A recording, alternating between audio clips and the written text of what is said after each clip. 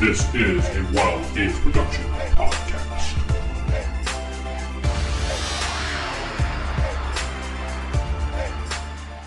In 2009, a bunch of fans got together based on one man's idea, thinking that it would never reach the light of day.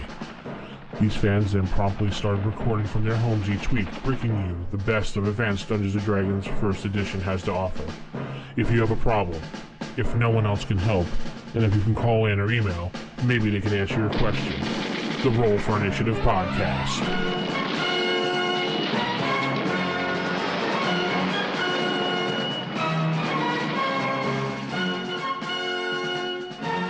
Hey folks, DM Vince here. This week we are doing another special insert for you, a most requested Blackstone's Vault this week of the Village of Hamlet T1. We looked through the vaults and we found this one. Now, it should have been out a while ago, but couldn't find it. All of a sudden, now it appeared. So I know a lot of people have been asking for this, so I hope you enjoy this 15-minute about quick show review of the Village of Hamlet by Blackstone's Vault. Enjoy, folks. Blackstone's Vault.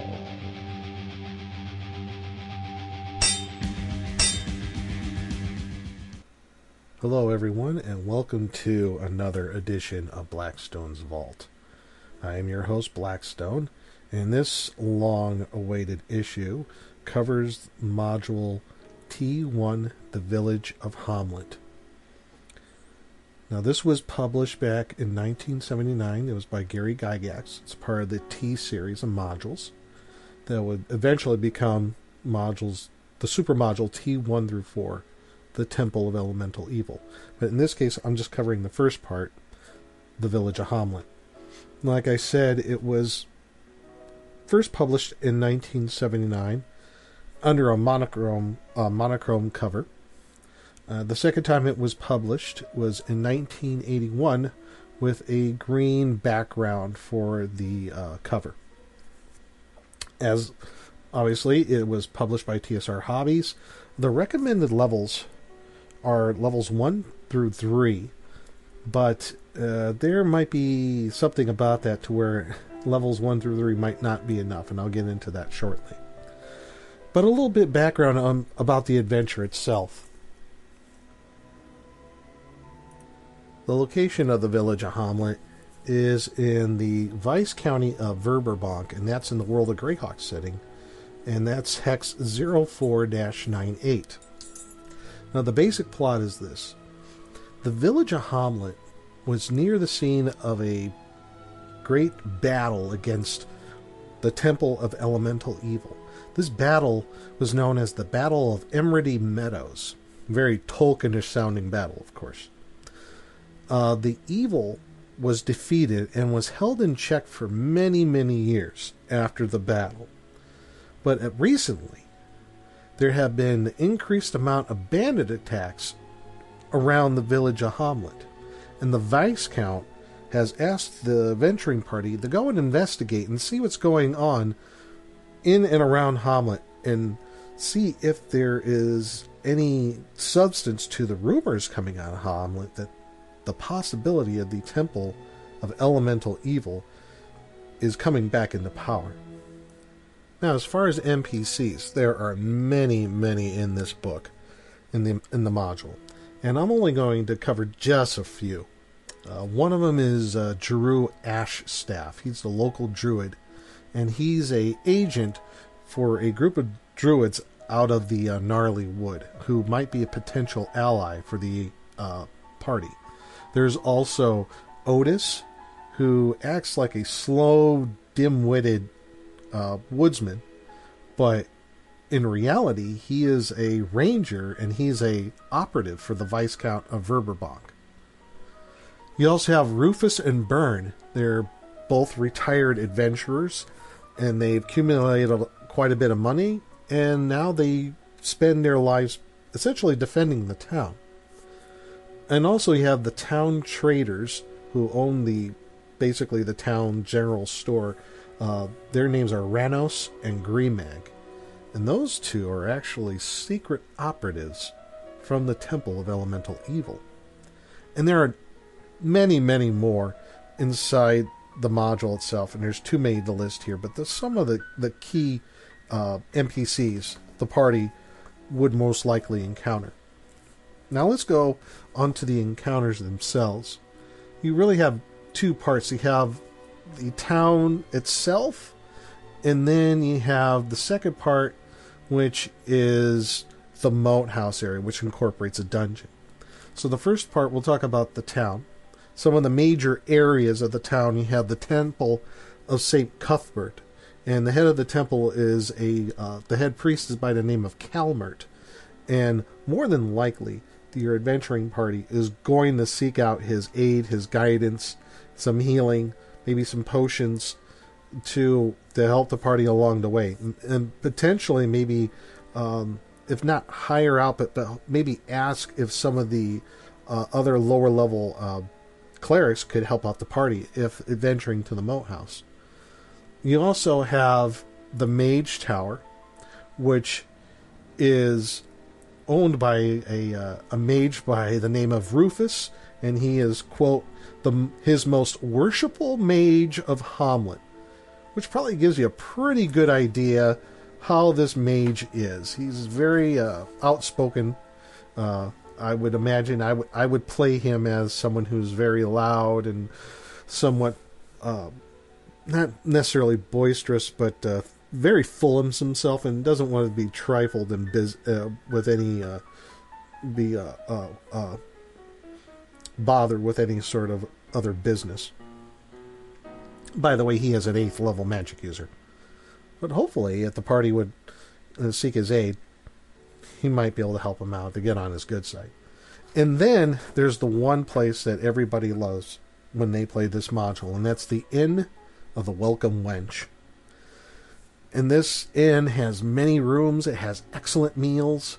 Also other NPCs of farmers and maybe some of the other NPCs inside the town itself. Also a couple of shady characters by the name of Cobart and Taruko, who may try to, if the party tries to stay at the Inn of the Welcome Wench, might try to take out the party, might try to assassinate him. So there's that going on there at the Inn of the Welcome Wench. Now you have the actual second half, the moat house / dungeon part of this module. First you have the moat house. A couple of encounters here, like I said initially, there was bandit attacks, and this is where the bandits have been having their base of operations, is in this old moat house. Basically a forward operating base, using military terms, for the original Temple of Elemental Evil. And they're trying to build this place up again.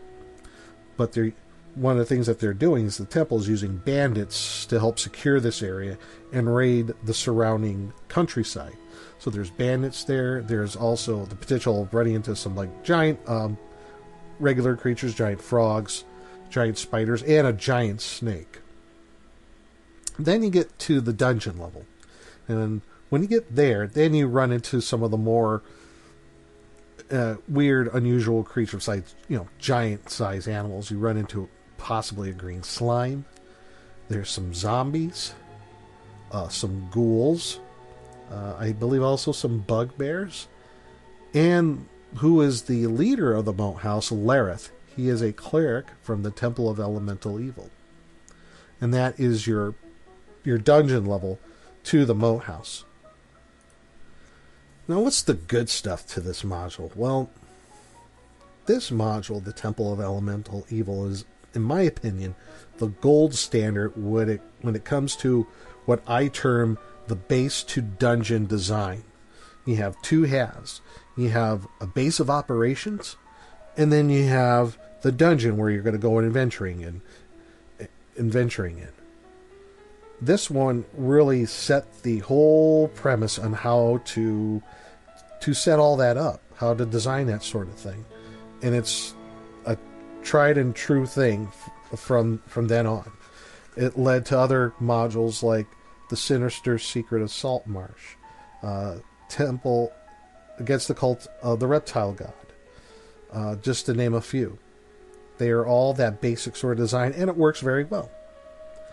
Also, the writing in this module by Gary Gygax, in my opinion, is superb. It's filled with his very, how should I say, educated purpley prose. And I want to give you an example of that. And this is how the start of the adventure, when the adventuring party is about to enter the town. Your party is now approaching the village of Hamlet, having ridden up from lands of the wild coast. You are poorly mounted, badly equipped, and have no large sums of cash.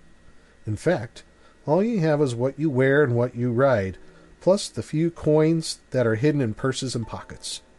What you do possess in quantity, though, is daring and a desire to become wealthy and famous.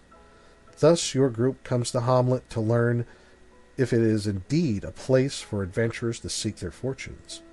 You all hope, of course, to gain riches and make names for yourselves. What the outcome of this will be is uncertain. But your skill and daring, along with a good measure of luck, will be the main ingredients of what follows, be it weal or woe. Now, in itself, that is just great writing, in my opinion. It really gives you a feel for the module, and even more so in the background information of this adventure. Really gives you a good feel of what this place is like. Has a lot of depth of this place. Gives you a real rich history and background. And in that case, with all that rich history and background, the place almost feels like it comes alive. It almost jumps right out of the pages at you. Plus, beyond that, the amount of NPCs to interact with in this adventure are quite a few. So there's no lack of interaction for your party. So that's all the good stuff, in my opinion. Now, what could be considered the not-so-good stuff? As I said before at the beginning, many people have voiced their opinions that, for one, this is a big challenge for low-level characters from level 1 through 3. In my opinion, there's a few ways that you go about maybe compensating for that as far as the challenge level. One, maybe up the amount of player characters in the party. I mean, at the minimum, maybe 8. Maybe even go up to 10. If you can't do that, maybe you should seek some help within the village itself, if not being part of the party, but at least giving some aid to the party. The mage, also from the Temple of St. Cuthbert, would be good.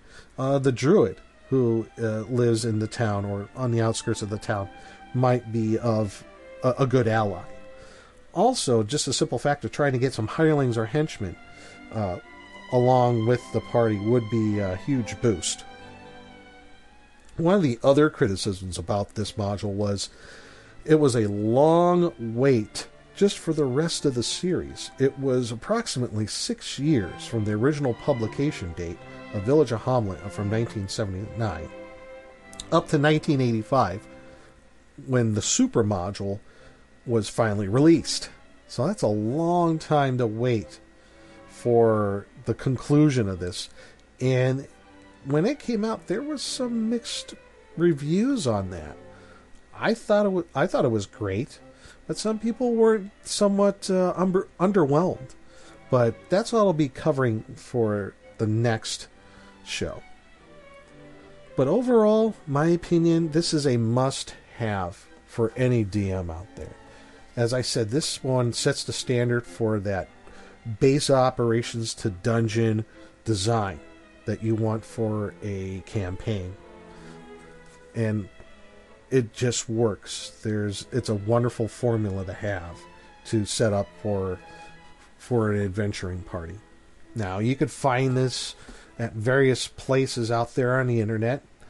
All the usual suspects like eBay, or I believe also on RPG Now, a few other places. You should maybe even find it on Amazon.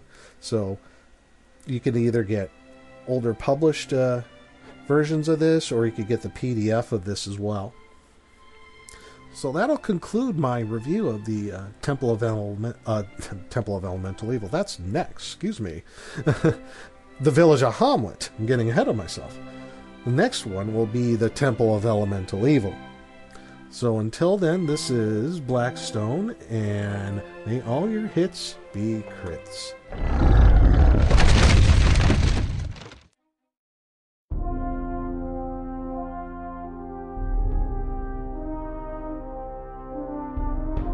The Roll for Initiative podcast is a production of Wild Games Productions. You can visit us at rfipodcast.com or contact us on our forums at osrgaming.org or even call us at 570-865-4210. This podcast was produced for entertainment purposes only. All other uses are prohibited. Remember, if your magic missile spell doesn't automatically hit, you're playing the wrong edition. Thanks for listening, and see you next time on Roll for Initiative.